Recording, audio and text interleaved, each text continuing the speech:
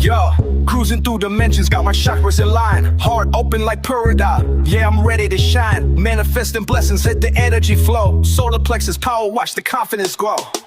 We riding sound waves, taking off through space. Tap into the cosmos, feel the light embrace.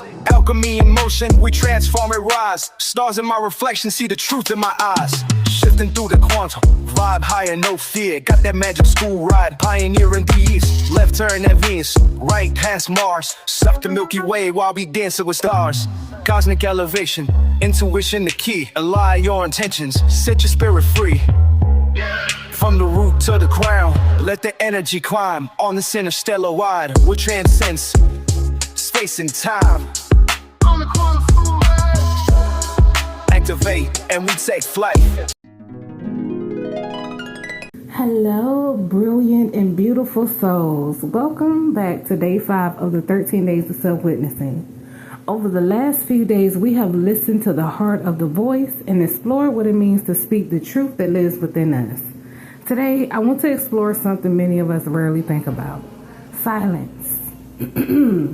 Not the kind of silence that brings peace, not the kind of silence that allows us to reflect, but the silence we learned as a way to survive.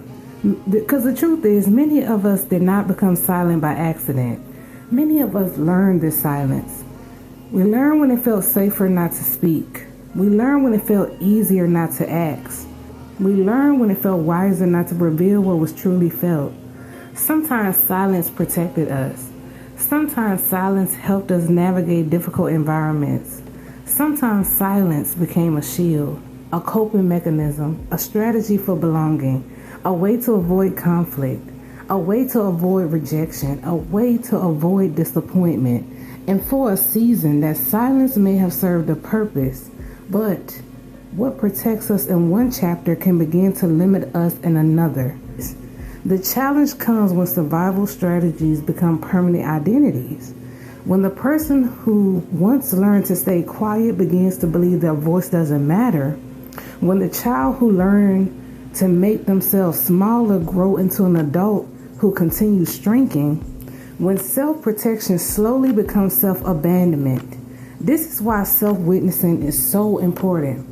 Because self-witnessing allows us to notice the patterns without judgment. It allows us to become curious rather than critical, to ask ourselves, where did I stop speaking? Where did I stop asking? Where did I stop trusting my own voice? And perhaps most importantly, why? Often, when we look closely, we discover that our silence was never a weakness. It was adaptation. It was intelligence. It was an attempt to navigate circumstances with the tools we had available at the time. But healing requires us to recognize when those tools are no longer necessary. There comes a moment when a soul begins asking for something more.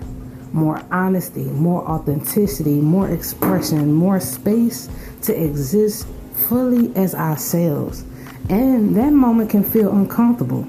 Because every time we reclaim our voice, we challenge old patterns. Every time we honor our needs, we challenge old conditionings. Every time we choose authenticity over approval, we step beyond familiar territory. Yet, this is where freedom begins. Not by forcing ourselves to be loud, but not by becoming someone we're not, but by slowly giving ourselves permissions to take up space that has always belonged to us. The space to speak. The space to feel, the space to desire, the space to create, the space to disagree, the space to change, the space to become. One of the most profound acts of self-witnessing is noticing where we have been editing ourselves for the comfort of others, where we have hidden our gifts, softened our truth, minimized our needs, dimmed our light, not because we lack value, because somewhere along the way we learned that being fully ourselves might cost us acceptance. Today, I want to offer a gentle reminder.